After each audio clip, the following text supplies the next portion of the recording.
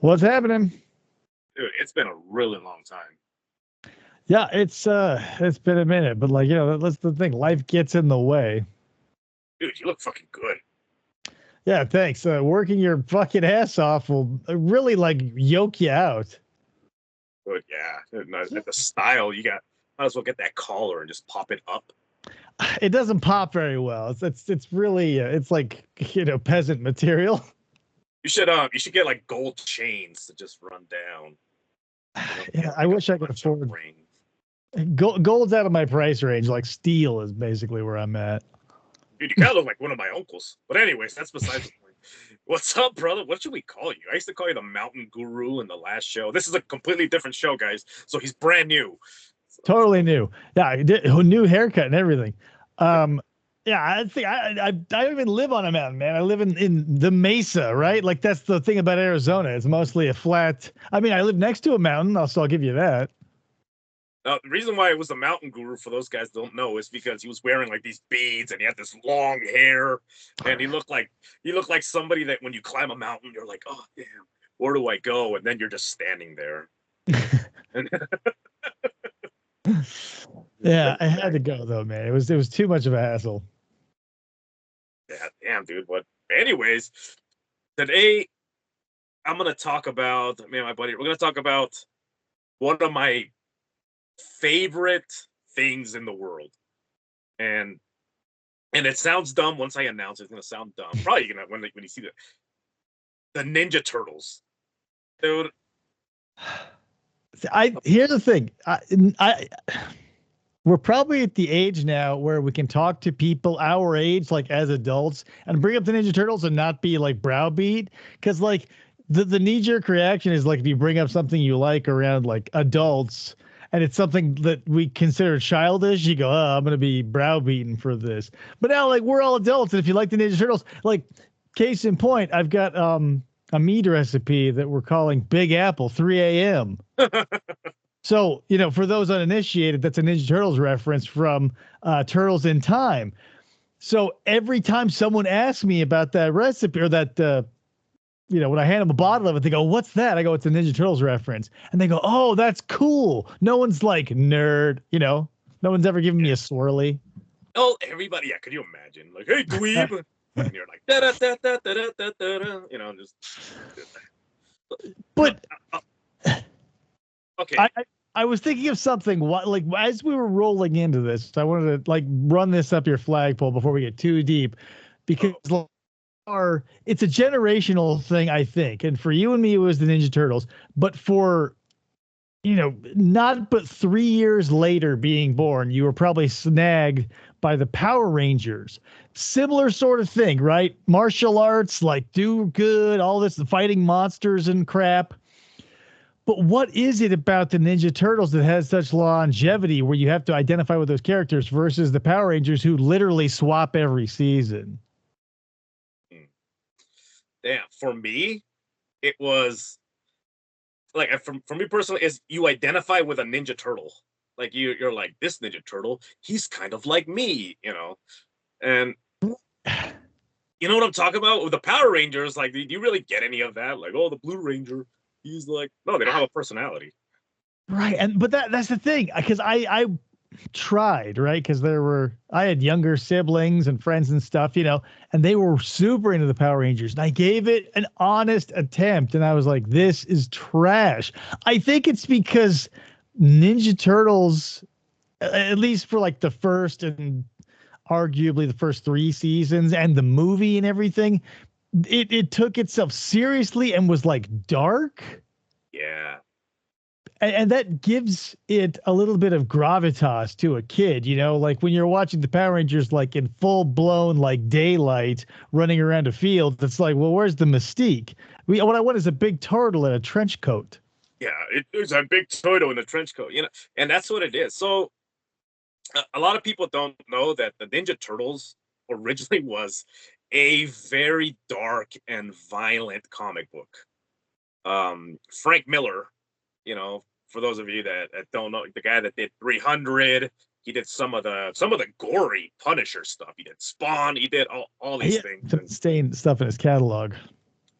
yeah, it's Yeah, it's one of those things where you're like, oh, cowabunga. Like the first issue of Ninja Turtles, damn, that was bloody. That was not meant for kids at all. No, but here's the thing, it's crazy because you and I lived through this era. It was like R-rated properties that were then marketed to children after the fact, a la RoboCop, Rambo, Terminator, like every R-rated action film of the 80s and like early 90s had toys marketed at kids who should not have been seeing the movie. So there were so few properties that could go like and be dark as the source material, but lighten up enough to be quote unquote family friendly, but still be appealing. Yeah, it was still cool. I mean, like, okay, one of the things that a lot of people also don't know is that the Ninja Turtles was a parody of the Daredevil comic books.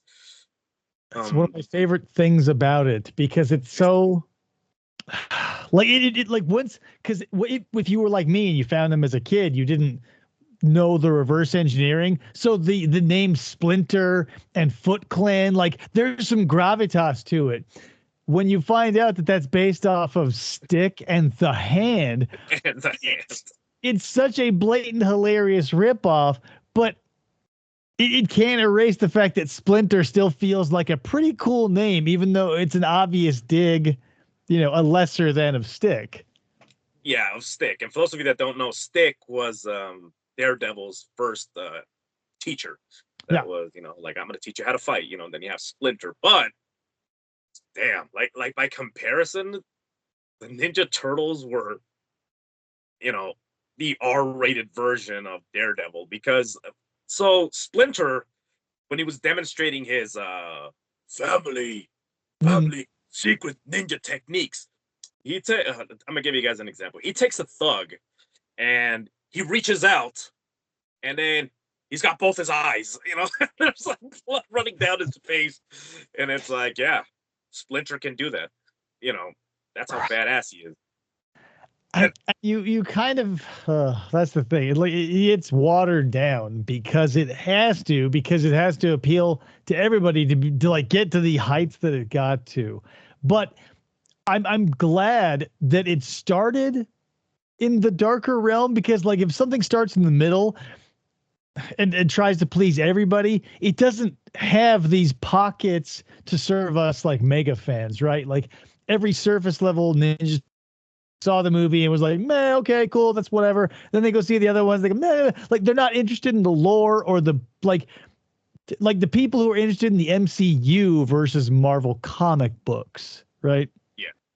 Like that's what the Ninja Turtles has for us people. Is like you can find all the weird shit like the zany Archie comics Ninja Turtles, or the ones where Splinter's snatching eyeballs.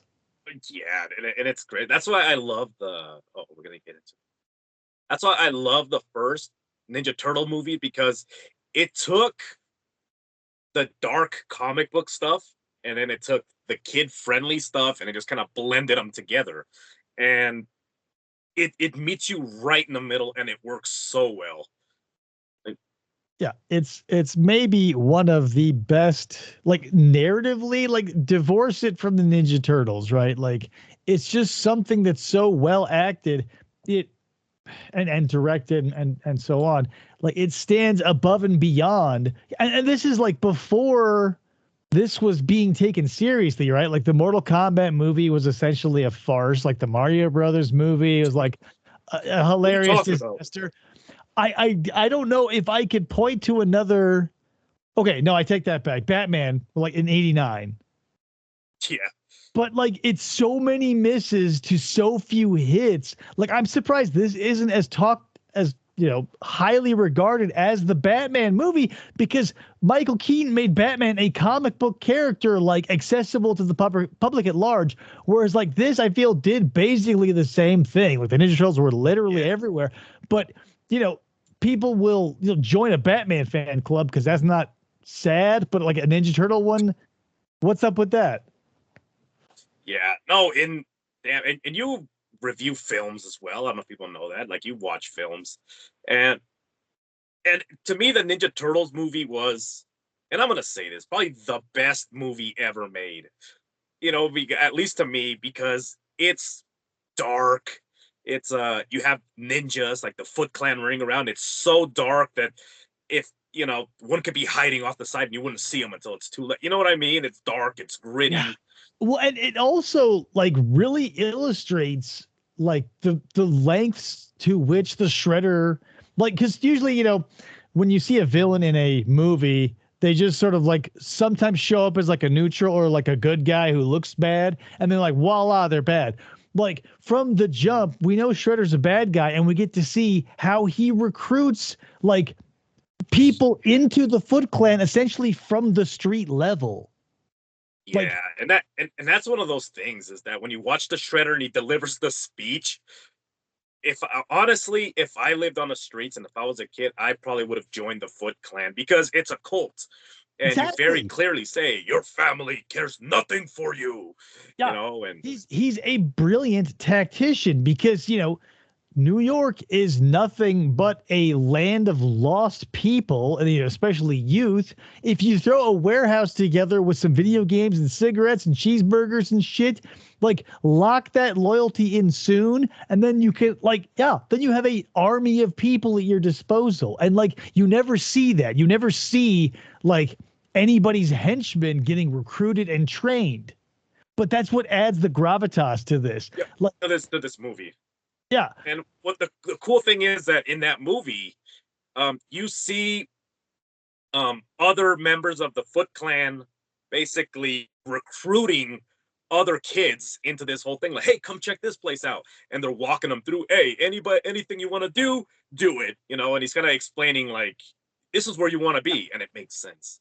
that's actually Sam Rockwell. Did you know that? Yeah, I found out that many years later.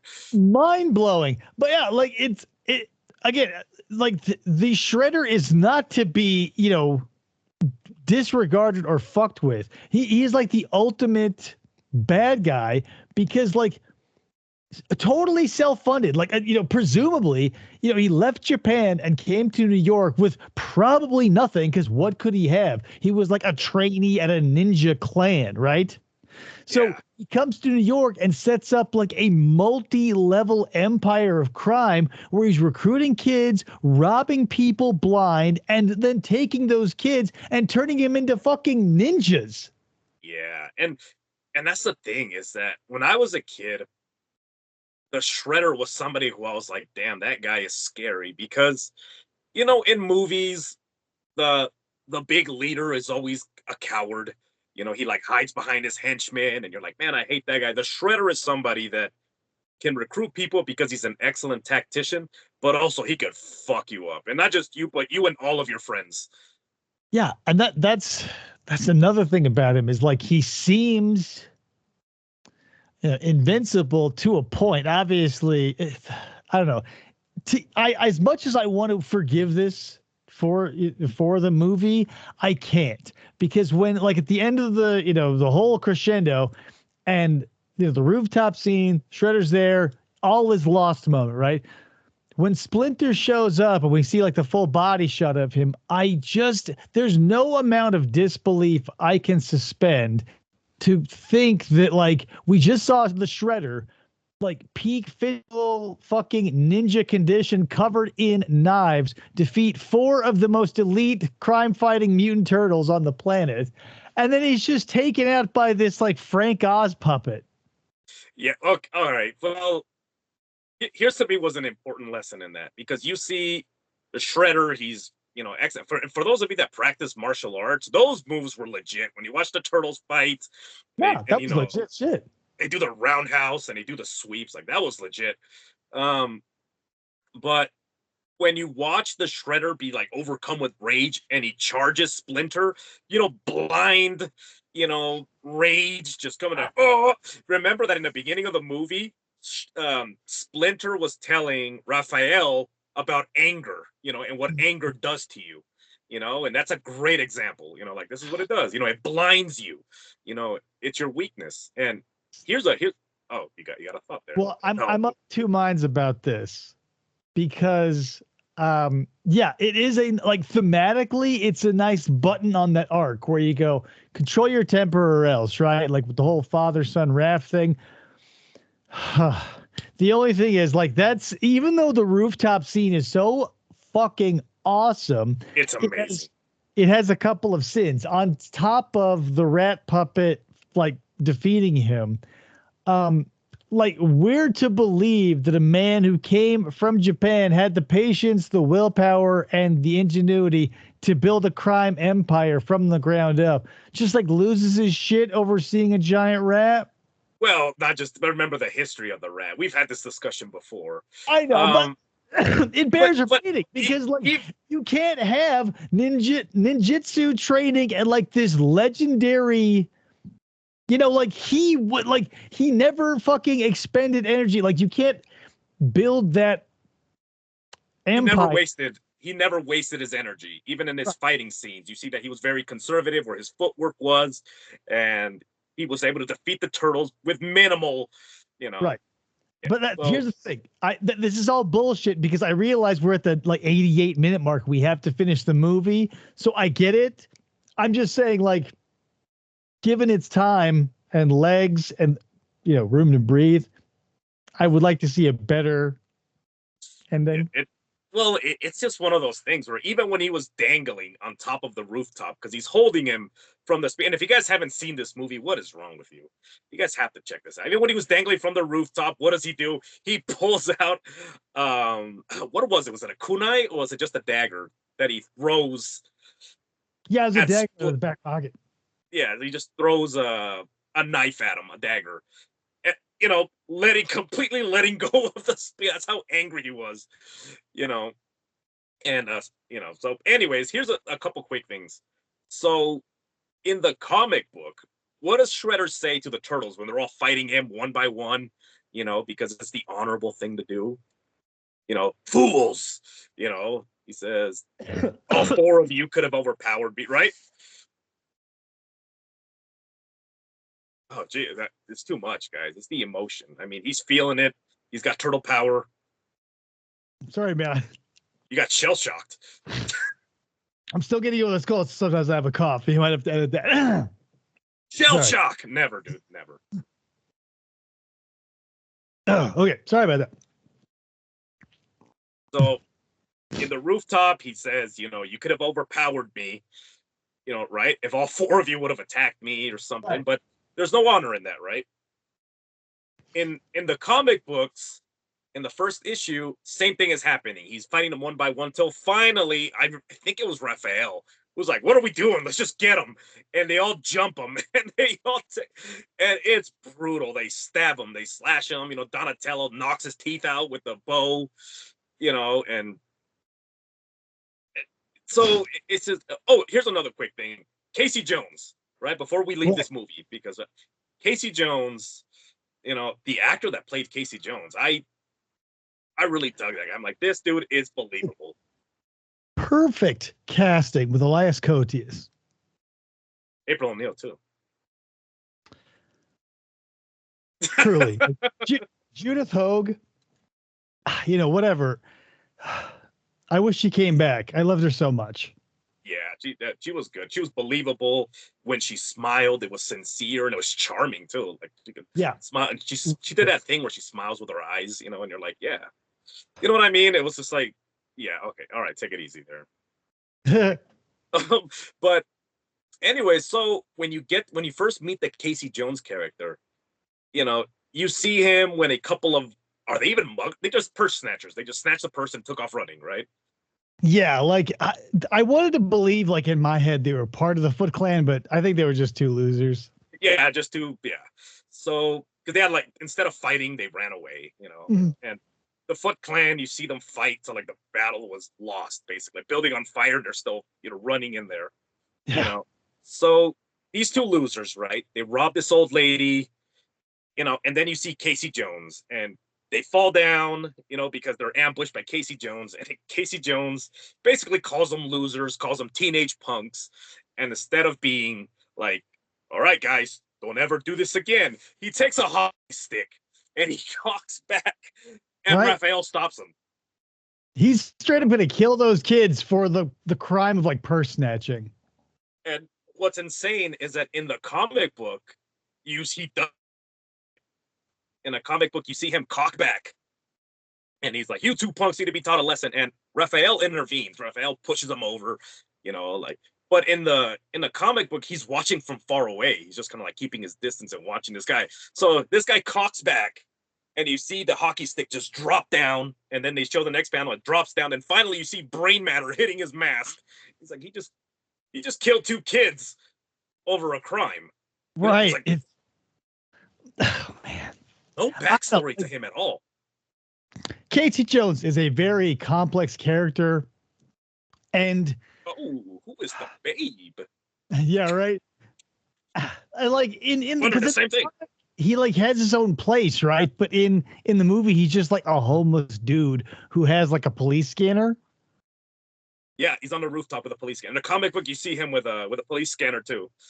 Yeah, and it's I don't know, man. I kind of like the scrappy homeless guy from the movie, but I don't know. The more you think of it, it's like, where is Casey like existing when he's not with the turtles, right? He's like a great character. I love the way he interacts with all the turtles in April and like their bond. But like when like where is he existing? Right? Yeah, where does he go? Yeah, like I wanted maybe I didn't want it back then, but I kind of want it now. I want to see him like living on the streets in a cardboard box under a tent or whatever, or like going back to a studio apartment or something. In the comic book, I think he lived in a junkyard. I think he lived like in a trunk of a car. Like of all things, he would wake up in the trunk of this car. I swear, I swear I saw him in there's some in one of the comics. He was like in an apartment watching the news. Like it wasn't even like. He wasn't so low tech like he had a police scanner. Like he was just watching the evening news. Then he would go out from his apartment or something. But I could be misremembering. There's like a million different retcons. No, yeah. Then they came out with many different comic books. People wanted a backstory. I think they even gave him a backstory at some point in the comic book, because I think they should have never done. I think because what is he? I think so. I watched one of the newer movies. In the movies, he was a cop, like a armored vehicle driver, and like a failed hockey player. And I'm like, that's not him. Yeah, you don't.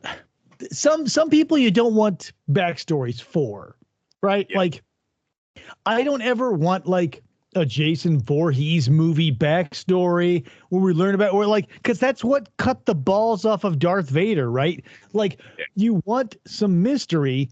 And I like that we don't know where Casey's from. He could be like a secret rich person who just goes out and beats up the homeless or like petty criminals, right? But we don't know. And so that's compelling. The second he's like, and that's probably why they didn't do it. The second you see his apartment or like he does go, well, guys, I'm a secret millionaire, or whatever his true backstory is. Like the imagination and that area where you can speculate sort of dies. Yeah. Also, he in the movie. So how much time? Do you remember how much time took place like within? Because I don't think Casey Jones changed his clothes. Like even at the farm, it's still same stains, same. Right. He's dirty all the time. Same sweatpants. Well, he's a homeless dude. That's the thing. Like when they jumped in that van. Well, here's the thing. You can't blame him really for for a few of those days, because they jumped in the van with no luggage. So they're going to be at the farmhouse in what they brought on their bodies. So I'll give him a pass. But he's still wearing it up on the roof. He's still wearing it in their first encounter. That's the thing. He could, he could again be like a secret rich person who just has like a closet full of the same like white shirts and Hanes sweatpants. So he's Kid Rock, he opens up his closet. He's like Kid Rock from head to toe, and he's like, time to fight crime. Yeah, and that's one of the things is that I appreciate is the fact that he was wearing sweatpants, because you need mobility. The way that he was fighting, the way he was hopping over things. You either have to go with that or like what, tights, and he's not going to wear that shit. No, he's not. No, he's Casey Jones, and I love the attention to detail on this movie because we had a conversation the first time on the first podcast about how what was the name of the Shredder's muscle man? Do you remember his name? Tatsu. Okay, so he straight up just does a snap kick, like right up his legs, the way that a snap kick's supposed to be delivered. And he still gets up and he's like, okay, whatever. And we're like, bullshit. Why would he get up from that? You know, you know, I often forget about Tatsu because he's not a character, right? Like he didn't make it to the cartoon. I don't know if he's in the comics or not. He's not in the comic book. Yeah. So he's a fully, imagined character because, every good villain needs a henchman in a movie at the very least. But the fact that he never existed before and only in that movie doesn't take away from it, but he's so easily dismissed, which is sad because he is a force to be reckoned with. Mm-hmm. Yeah, he can fight and he's disciplined. Yeah. He teaches very valuable lessons. So what's insane is that for those of you that practice martial arts, a lot of the things that he talks about, like, for example, never lower your eyes to an enemy, that's a legitimate teaching from the Book of Five Rings. Yeah, when you bow to an opponent, never take your eyes off him, ever.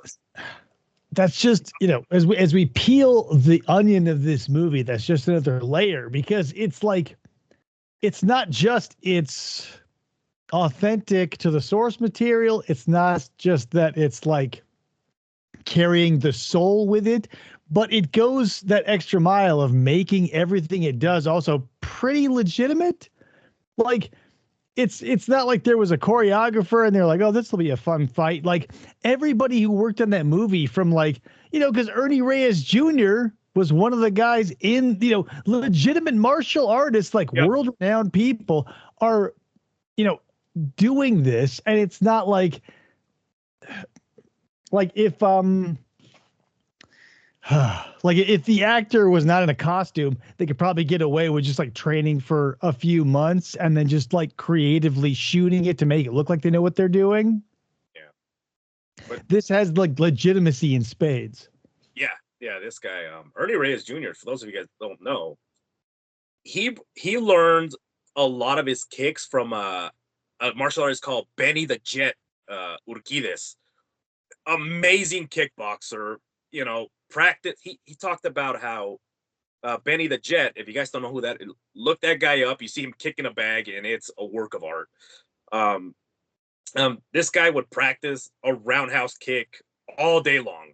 What are you working today? Roundhouse kicks. And that's all he would do. Just practice the roundhouse, and he trained Ernie Reyes, it's the martial arts community is pretty tight knit, especially when you move through certain sectors of the population. It's not hard to, find these connections, but it's often overlooked in movies. There's a lineage, there's a heritage of the martial arts that you could tap into to add some authenticity like they did in the Ninja Turtles. And oftentimes it's just who cares? Yeah. And you know what sucks is, I practiced a little bit of martial arts back in my day, and when you watch these action, all right, when you watch these action movies, these martial arts movies, and you watch somebody like Jason Statham, you want to fight, eh? And then you see his movie, you're like, it's a bullshit kick, it's a bullshit throw. You can't say that about the Ninja Turtles. Those moves are legit, and those costumes were heavy, and the martial artist wearing them, Yeah. Yeah. Because that's the thing, everything had to be done in real life. It wasn't something you could just be like, oh, we'll add it in post or whatever. It was in that perfect sliver of time where computers weren't there, and if you wanted something done right, you had to find a professional artisan or a craftsman and build that shit and put it in front of the camera. Yeah, even the Turtles. One thing I never realized was when you look at the turtles in the first movie, they're each different. Like I thought they were going to be the same, but they're each different. Raphael's got scars on him, you know. Yeah, Michelangelo's rounder features, softer. it's what, because like, that's something that, you can just sort of overlook as well, right? Because, if you look at a different species, they all just look the same. Like if you look at a bunch of sparrows, they all just look like the same bird over and over and over again. Yeah. But, to them, they look different. So the fact that, again, more attention paid to something that like other people would be like, who cares? And again, this is 1990 when it isn't like Marvel is owned by Disney and they go, make sure everything fucking is crystal clear and so realistic it'll make you want to puke. Like they were just doing this because it was the right thing to do. Like there was no like angle, like we're going to the next $1 billion. They go, well, they're 4 different people, aka turtles. Let's make them look different, like 4 different people. Yeah. Dude, really quick before I forget about the Casey Jones thing getting kicked right down. It's one of those things you're like, what? How the hell did he get up from that? And then, but if you watch the movie again at the farmhouse, the small details, you can tell he's wearing a cup because he's wearing hockey. He has hockey equipment. And he's wearing a cup. Right. You talking about when he meets Tatsu for the first time and he gets his ass kicked? Yeah, and Tatsu just like cuts him right in the center, just straight up with a snap kick. And you're like, oh. Right. And then you're like, how the hell did you not die?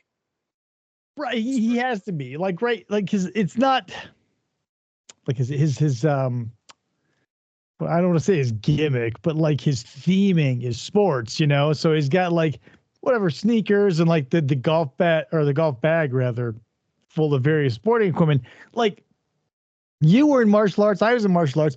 The first thing you do after they hand you a uniform is like get yourself a fucking cup because like 90% of the shit coming at your body is going to be aimed at your testicles. Yep. It'll be aimed at your nuts.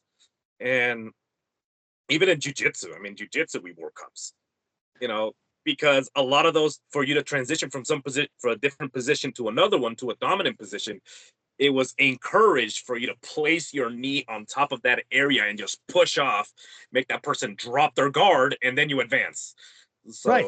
Like, that's the thing. But he, not even being in the martial arts world, like he's coming from like a sporting goods where he's got a Jose Canseco bat. Like I was, I played softball. I wore a cup. Like I never thought in my wildest dreams that a baseball would hit me in the crotch. It never did. I never got, never were my genitals in any danger when I played baseball. But, you still got to protect those things because accidents happen. Yeah, those are, and plus that's the one gem in your body you want to kind of protect. Right. Like, even if like, they're not going to be exposed to, immediate danger all the time. It's like, well, if you're on a field with grass, you better get something on those genitals. All right. Now we're going to cover what you like. I don't like this movie, but here we go. Ninja Turtles 2. See, here's the thing. Just because it had its nuts cut off by the parents of the 90s doesn't mean there's something like redeemable. Even as a kid, and seeing it, oh wow, another Ninja Turtles, it blew my mind. Even as a kid, I was like, whoa, something is not right here. And then I knew something was definitely not right when Vanilla Ice was on stage. I go, oh my God.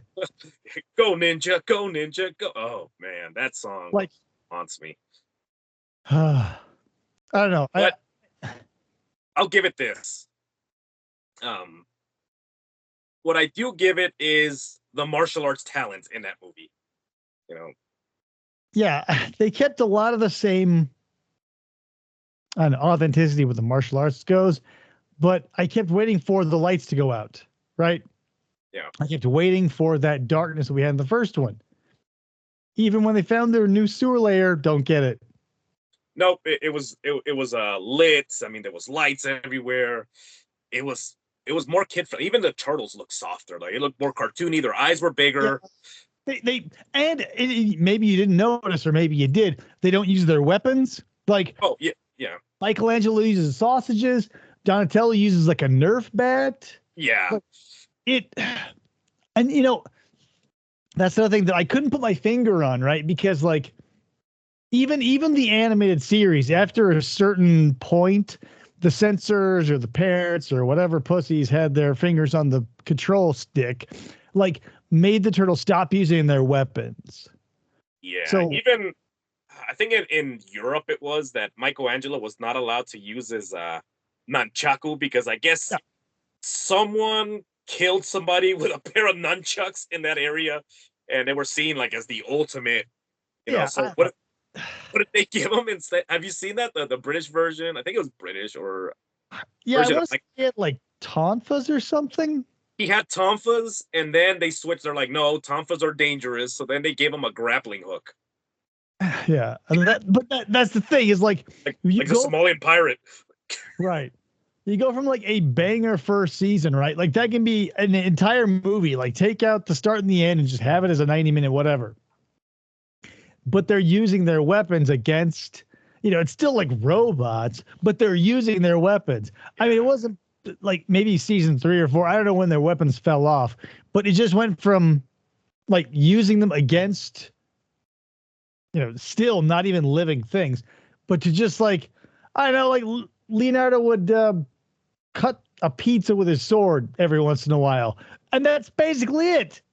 Yeah, they got reduced to that. In the movie, what I loved was that scene in the apartment when they're fighting, and then Leonardo keeps taking his swords, and Foot Soldier Gotcha. keeps like moving. Yeah, gotcha. He was trying to cut his head off. Hell yeah, Like, it was. That shit's legitimate, son. yeah, Like, and he was using both swords to say. I forget what that cut is called in kendo, but it's a legitimate. It's another legitimate move. You swing your swords down, and if your opponent gets out of the way because they see it, you come down, and then you come in with a thrust kick, you know, and forward, and then you do the same move again. In the movie, they didn't do. They just kicked them and then kicked the guy behind them. But if you were to follow like kendo and then look through the whole thing, yeah, well, what it is you push off of your opponent, knocking them off balance, and then you come around again with your swords and you cut them. So again, so legit let moves. me let me get your opinion on this then, because they're shooting allegedly whatever the last Ronin. Oh, damn. That's dark. I'm hearing anyway that the last Ronin is coming together. Judith Hogue may be coming back as April. Oh, Like, what do you think with like what do you think the odds are that it'll be good, in that it's like not just authentic, but do you think it'll be dark a la like, because Deadpool opened up a lot of doors for a lot of projects? Do you think we'll get to see something as gritty as like the last Ronin comic, or do you think they're going to cut the nuts off of it? yeah. In my opinion, if you're gonna make the last Ronin, a lot of people that are not comic book fans or anything like that don't know even what that is. So I think that if you're gonna make a movie about the last one, about Michelangelo, you know, about Michelangelo, and then all the dark shit that is going on, I think you have to make it dark, because then who is this? Who is this for? You know, it can't be towards the people that love the Ninja Turtles because they're all dead. Only Michelangelo's left. You know, so I'm hoping. Damn, and on to be honest with you, when I read the last Ronin, it was really fucking depressing. Well, and rightfully so. Like everybody's fucking dead. It Everybody's kind of dead. felt. It made me feel a little bit like Days of Future Past, when all the mutants are dead and it's just like Yeah, Wolverine rolling around. yeah, it's It just feels like one of those yoked out concepts. But I don't know, man. And like there's I don't know. We're not in like A grade territory. You know what I mean? Like Marvel or whoever fucking Deadpool is owned by, and yada yada. If that was Fox or yada yada, whoever did that, like those are A list, A stars, A properties.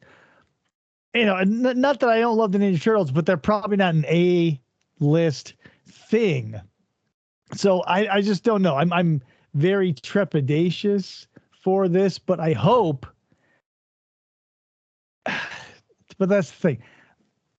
You have to walk that line of trying to appeal to enough people that it'll make money, but keep whiny fanboys like me happy.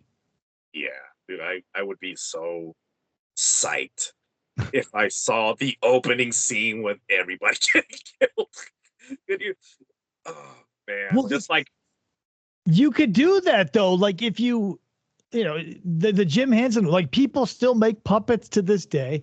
Get 4 dudes who are, martial artists, because there's got to be like flashbacks and stuff. You're going to have to see all of them doing stuff at one point. Like that could be like, if it was handled correctly, as good as the first, because I feel like we're in that, or at least we're heading towards the area where these legacy sequels that are coming around, like Beetlejuice, or whatever, these things that are coming around 25, 30, 40 years after their first property, they're finally not just like sucking the dick of the original. Like they're trying to let them stand on their own legs. So I'm hoping that might happen, is they won't have to have callbacks to any of the old stuff to like break the flow. Like it'll all be there to do the fan service, but it'll be in the background. yeah, just like very quick.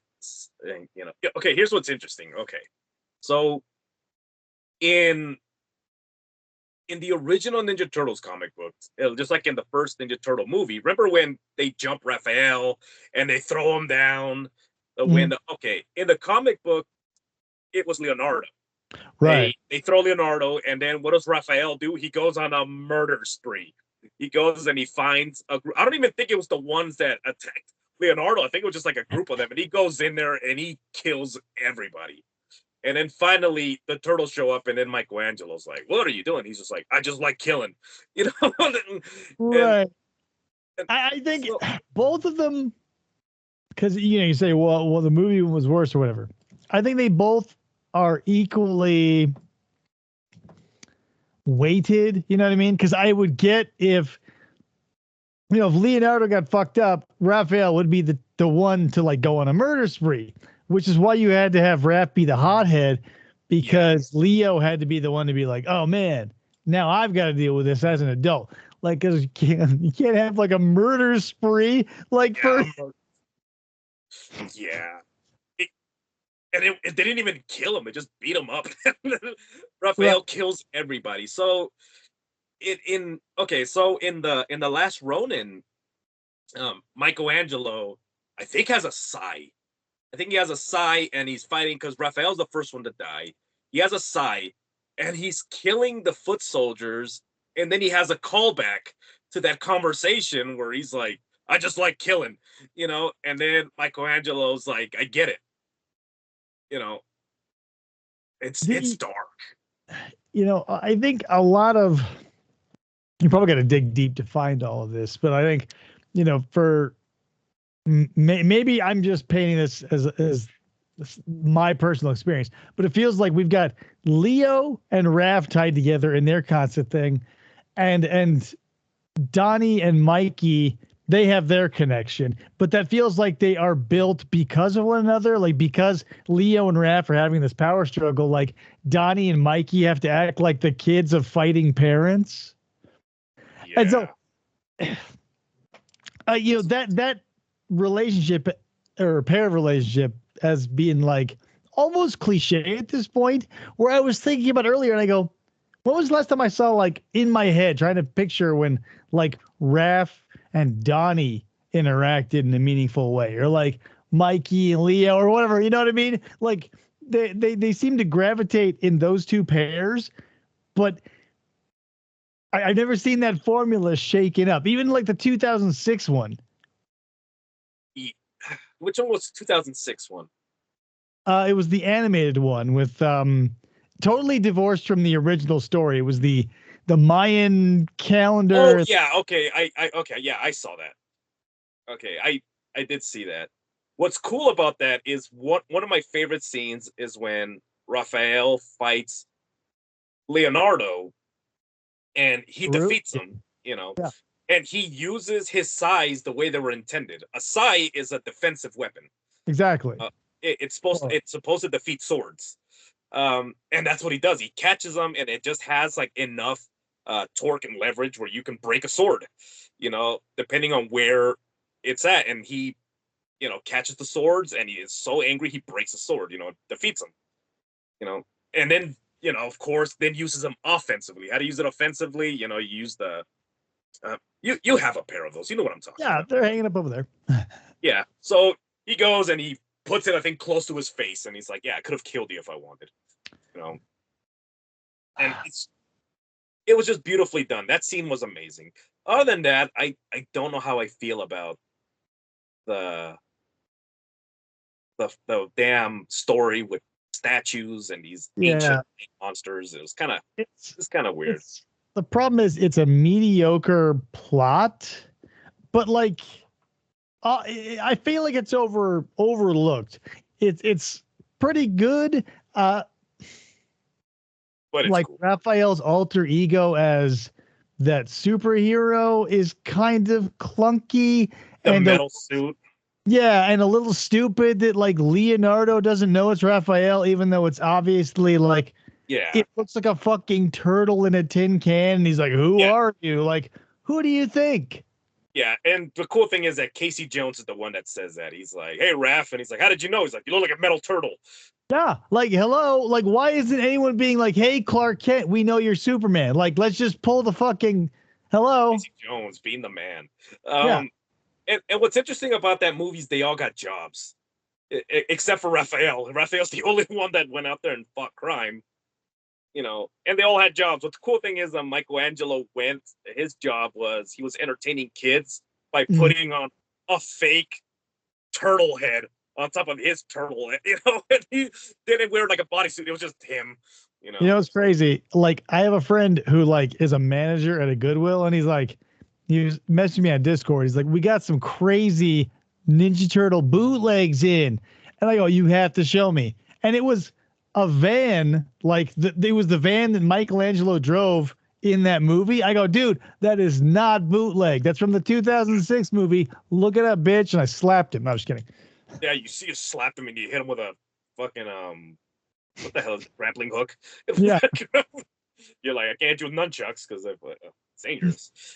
But okay, back to the second movie. What is the redeeming things about the second movie to you? Number one, Shredder is still like a force to be reckoned with. They did Yeah, not, um, even though everything had to be lightened up and they took away the weapons, the Shredder is still the Shredder. So yeah, that's like first and foremost, like outstanding quality there. I appreciate Toka and Razor as an addition to the lineage. Um, I understand like it's a little cheesy. I don't really appreciate the vanilla ice of it all, but I think that David Warner does add a lot of credibility to it as the scientist. yeah, yeah. He's terrified. He's there. He's been kidnapped. So yeah, that makes sense. The martial arts, obviously, the martial Yeah. arts is good. Kevin Nash. Yeah. Well, and the thing about that is like David Warner is like Donald Pleasance in like the Halloween flicks, right? Like he brings legitimate talent to like an otherwise garbage movie. But like it's still fun. You know what I mean? Like as much as you can say it's toothless and it's kind of weak and generic, it still gives us a really awesome abandoned subway fort. It gives us Toka Razor. It gives us a legitimate Shredder. It gives us the briefest glimpse of the Super Shredder, a wasted property. Yeah, Uh, I think Kino and Raph's dynamic is worthwhile, even though I feel that Kino is overall an annoying character. yeah. Man, yeah. I guess I hate that movie. I just hate it because of that. Just the whole it's pandered to kids. Right. But And there's enough in it where you're like, okay, here's the- the we martial arts is have legit to at least. we have to live in the world that we live in. We can't say, well, what could have been? Because the fact of the matter is all of our parents fucked us over and ruined the second one, more or less. But like the, it what they could have done was completely demolish it and make it like the third one. But all of the parents, demands were met. Like it was lighter, there were no weapons. Like, but I mean, it didn't make it stupid, right? Like Yeah, the donut scene with the anti-mutagen at the Toka and Razor meeting in the junkyard, like that could have been played off as like a bullshit, like, what are we doing? We can't use our weapons. Like, this is stupid. But like, to this day, I remember having tension in my body as a child watching them and like hoping this scheme played off, not even worried about the weapons because they were using their brains.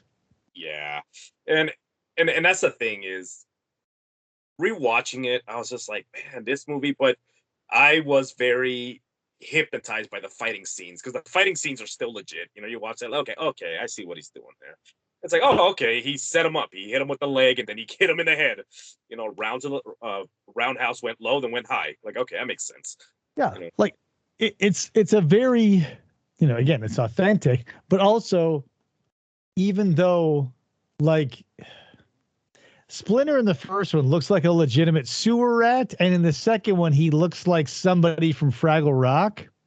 But here's the thing: I think I for two reasons I like it. They filled out the puppet so it looks more like a full body instead of like a mechanical skeleton with a rat pelt yeah, draped over it. But beyond that, we go, well, now he's all like fluffy and stuff. Well, imagine you going from like living in the sewers to having like an underground, you yeah, know, yeah, train car paradise. You'd have like shower, like they were living with April for a long ass time. He'd be showering yeah. regularly and he'd be like a clean ass rat. So, you know, there are things you can chalk up to like the parents ruining it or just like the reality of the situation. When Splinter gets to bathe every day, he doesn't look like a greasy hot dog turd in a sewer. It doesn't look like a turd that's been like rolled around the barbershop floor. You Yeah, know, seriously. Like you give him a bottle of Pert Plus and he looks like a normal rat. yeah, he looks like a normal rat. He looks like a pet rat. Also, here's an interesting thing: is in the cartoon, um, what was his name? Hamato Yoshi Uh-huh. turns into a rat. Right? He gets a mutagen and he turns into the rat, and then that's how he became Splinter in a cartoon. Uh And oh yeah. yeah, in the comic book, he was in a cage just like in the movie. He was emulating his master Yoshi. He was emulating his moves. And then not Urukusaki, not Shredder, but I think it's Anato Saki, his brother. Ends up fighting. The master Hamato Yoshi, and then Hamato Yoshi kills him, and his little brother, which was a lot more violent than his older brother, ends up, becoming the Shredder, and then he goes and finds Hamato Yoshi in America. He hides. Oh. He hides like in a container, shipping container. He's homeless. He's eating rats. He's fighting. He's doing, and then he forms a little gang. And then he finds them and then kills them. Why do you think like because not that you need to go this like base, but like revenge tales, are usually one of two things. Like the revenge is like so beautifully orchestrated, like it's like Punisher, or something like the Thomas Jane Punisher, Yeah. or it's like they're desperate, like oh god, what's his nuts? Horshack from The Watchmen, like he's essentially just a homeless dude with a mask, like eating beans and shit. Like, you can. There, I'm not sure which one I like more. Maybe it's the more desperate one, where like you're so dedicated to your revenge plan that you're willing to live in filth and eat rats just to like bend every bit of yourself toward this like revenge. Damn, that's a hard. I I probably like the eating the rats thing because there's so much more. You know what I mean? Because like I said, it's gritty. It's all this shit. And Uh, I look back at Casey Jones like, what happened to you that you're right. this? But that's the thing. You don't want to know legitimately because you want to ask yourself that. You want that question to exist. Because if you found out, it's like, I don't know, meeting your best friend's brother, you know, it's like the lesser than like, oh, you're related to him and like I like you, but you're kind of a like you don't want that in like your really good characters. And I want Casey Jones to like maybe even tell lies. You know what I mean? Like Yeah, not like huge lies, but like tell everybody who asks him where he's from like a little bit of a different story, different or like story. yeah, something like that. I don't want to know because like the reality of the situation would probably be like his dad and his mom were rich and like he just was like a really angsty dude who wanted to beat people up. Like none of the austerity of like being an orphan, like Batman or whatever. Like he was probably just a dick who didn't want to get a job and loved to swing bats at dudes' heads. But Yeah, that's why I like it to be a mystery. uh, this is how dumb I am. I've lost sleep trying to figure out what the hell was up with Casey Jones. Like, who is this guy? Because I'm trying to piece things together. Like, damn. So he just hangs out, you know, on rooftops and listening to a scanner, then goes and then obviously kills Right. criminals. And they also talk about the large amount of violence and murder that's occurring in the city, the beginning of the movie. Um, but you see the Foot Clan and they're mostly stealing. I'm like, I wonder how many of those murders are Casey Jones. Well, You know, isn't it interesting that like every character type that you've seen in a movie has been like emulated in real life. Like, you're always seeing in like, maybe not always, but there are news stories like a real life Joker, like someone dresses like the Joker and is just like a menace to society, or like, kids or adults or whatever, they emulate what they see in the movie and like to good or bad, they do it. Nobody is out there being a vigilante. You know what I mean? Like yeah, everybody is aping all of these things and doing them in real life. But like when you see a real life superhero, it's always like some nerd in a Party City outfit who's like, well, I walk around the neighborhood, I give candy bars to the homeless people, and if I see something sketchy, I call the police. Like or if they are existing, they are doing it in such an obscure fashion that we don't know they exist. yeah. Kind of like Casey Jones. He can hide in a homeless shelter. That's what I'm And saying. Like, but then people would be reporting on that, right? Like they go, oh, a bunch of like gang members keep getting their heads dented in by Jose Canseco bats. You go, well, what the fuck? Like nobody, people are willing to like watch a movie and like learn how to steal money or learn how to gamble or learn how to do this or that, like any illicit activity. But when it comes to like fighting crime, people are like hard pass. It's like the only thing about movies that is non-emulatable. yeah, it's just fighting crime. You know what's Like, cool about that movie? I should get away from that movie and then just wrap it up. But damn, Casey Jones knows how to fix shit. I wonder if that's like maybe that's how he makes spare money. Maybe that's how he just like he fixes shit around the neighborhood. When I was growing up in in California, when I was a kid, there was a crackhead. Everybody got and the neighborhood was predominantly Hispanic and black. There was no white people. And but there was one white guy. He was a ginger, red hair, just wild crackhead. Everybody called him Chucky. mm, That was his nickname, Chucky. Chucky can makes fix sense. anything. Chucky can like, what's wrong? Oh, my fuel pump is gone. He's like, hey man, give me 30 minutes, man. And he takes off running. And then he comes back with a shopping cart. And you're like, where the hell did he? And you always saw him running up and down the road with a shopping cart filled with shit, like to fix vehicles. That's what he did. One time I saw him like rolling tires, to run down, probably stole from somebody else. And you never know. So with Casey Jones, is I like think like maybe he was set for the crack part, obviously, but maybe that's Right. just what he did, just a traveling mechanic. Possibly. Maybe he kind of reads a little bit like Rowdy Roddy Piper's character from They Live.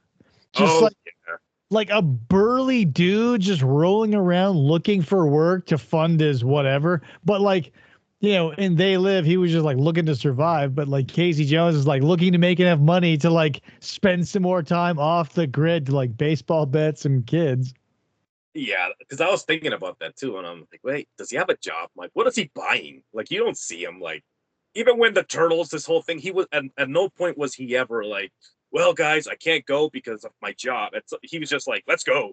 Oh, You yeah. know, I wonder because he's morally dubious enough that I wouldn't put it past him, right? Because let's say, um, like the movie scenario, those kids grab that lady's purse, they run off. He confronts them in the park. There is no Raphael, and he either, you know, brutally beats them or kills them or he does whatever to them. He doesn't know what lady that purse is from. So do you think he's like, sort of darker Robin Hood, killing or maiming these people and just taking the money because he knows he can't get back? I like to yeah, I like to think that he takes the purse and just throws it in a garbage can and just runs off and finds the next person. And Yeah, the whole thing with he wasn't gonna kill them. He's cocks way back with that hockey stick, and he's gonna bash their heads in. you know, well, I'm just thinking like logistically when we're thinking about how does Casey live? Like, let's say let's put as much good on him as we can, right? So let's say that situation plays out where like these two kids are unconscious and now he's got this old bag's purse, right? Like I think he would be like lawful neutral enough to like rummage through the purse, grab any cash or coins, but like take the cards, the ID, the important stuff like the keys, drop it off at like a police station, but still keep the cash. yeah, and the cops would be like, "Oh, what a nice homeless man." Yeah, just be like, hey, some dude, give this to this lady. Smell you later, but he's got $40. And if he's out there all the time busting muggers, and with New York in the midst of this huge crime wave, he could be raking in like hundreds of dollars a night. He could be, yeah, dude, six figures on just Like doing what you want to do. like in a perfect world, he has like a wallet or like a big pork roast roll of bills he keeps on a rubber band, and he just like rolls a shopping cart full of purses into his local precinct and be like, hey, it's on you. He's like, he's like, looks like my job here is done. He's just covered in blood. He's You like, know, and get these purses back to their owners, and he's like juggling dollars and covered in like blood and brain matter. yeah, and like what does he like? What does he do? Does he go to Big Five and just get better equipment? Like, what does he do? He's a Right. hobo. Well, like any good sports player, your sticks wear out, your bats, your balls, your Yeah, bags. Yeah, I can't imagine. what a Jose Canseco bat. Right. But I don't know, man. Like, would you lose a little bit of credibility if you're running around like the streets in New York with like a brand new black and white like Callaway bag? He probably no. What a poser. Yeah, what a poser. Look at that idiot. I think see I gotta reread them. They're probably really valuable now. Ninja Turtle comic books. I'm pretty sure he had a shopping cart filled with weapons. Well, Like of course. Like, how else? he also had explosives like out of TVs, and he's just like rolling it around in a damn shopping cart. And he puts it inside this apartment where the Foot Clan was meeting, and he just detonates and he kills everybody in the room. You know, doesn't even bother running in. He just runs off. But this is also the kind of property where any and all, genres are on the table because when you're working with a base of mutated turtles that are now the size and shape of human beings, like what's too crazy? You can make it super corny or you can make it ultra violent, and both are acceptable because it's not like a human character who would be grounded in any sort of reality. Like you wouldn't see Al Bundy like stabbing a bunch of kids in the stomach. You know what I mean? And you wouldn't see like Jason Voorhees teaching a kid how to use the shitter. Yeah. So But when you've got Ninja Turtles, they can do literally anything, and that's the beauty of it. Yeah, especially that moment of confusion with Casey Jones runs into Raphael. And he's like, "What are you, some kind of punker?" You know, like he's like, "What are you?" Doesn't that feel like something your parents would say? Like a punker. Yeah. What the fuck is a punker? What's a punker? But he says it with such disdain. He's like, "Punker? I hate punkers, especially bald ones with green makeup on." You know, massive ugly faces. Ooh. Yeah, he was 100% gonna kill Raphael until he's like, "Yeah, you know what? I'm out of here." I feel like punker might be like his own little homeless speak. Like he doesn't have any friends. He probably just sees people who look like that and he goes, "They're punkers." What a punk. Damn it, dude. All right, man, let's cut this short. We talked more about Casey Jones and the Turtles, but it's Ninja Turtles is just one of those things that is in my life, and I'm glad that it's in my life. Even if they cartooned it up, who cares? It's a Ninja Turtle. I'll watch all those movies. It's something that appeals to everybody, but if you dig deeper, there's so much more. Like you won't look back going like, "Oh, I waste so much time on the Ninja Turtles." Like there's so much there. Dude, you got Ninja Turtles all over the background there. Hell yeah. Like the corner over there is my Ninja Turtles corner. I've got all the weapons, a manhole cover, the original movie poster, a bunch of lithographs. Like, I'll fuck around, bro. All I got is Ninja Stars. That's all I got. Ninja Stars. What an idiot. No, but dude, we should come back. We should talk deeper about not just Ninja Turtles, but martial arts movies in general, just like really bad ones. Put this in the back of your mind, but like I feel like Black Belt Jones is another one of those properties completely overlooked. Dude, Black Belt Jones, he's the shit with that afro. Best. Oh my god. Yeah, that was the coolest. Black Star Cinema. Damn, dude, that was good stuff. All right, man. So you want to plug your show? Yeah, if you want to see more of me or see what I do, it's mostly like old commercial sort of thing, trading videos. We also do a little bit of true crime, but basically whatever I want over at FFOP Radio here on YouTube. Yeah, dude, it was good, man. It was good talking to you. I really miss these conversations because you're the guy. Yeah, bro. Yeah, I'm always here to talk about whatever because talking is what I do. What a cool catchphrase. All right, guys, this was what is this? What is this channel called? Oh, Econverse the World. So catch us later. I got more stuff. That was dumb. I don't know why I said that. I'm just too hyped. Now I'm just thinking about Casey Jones. I want to get a hockey mask. I've got you have hockey. You have hockey masks. Yeah. I've got. You should have worn it for the show. Well, it messes with the mic. It's literally sitting 8 feet from me right now. Somebody could just.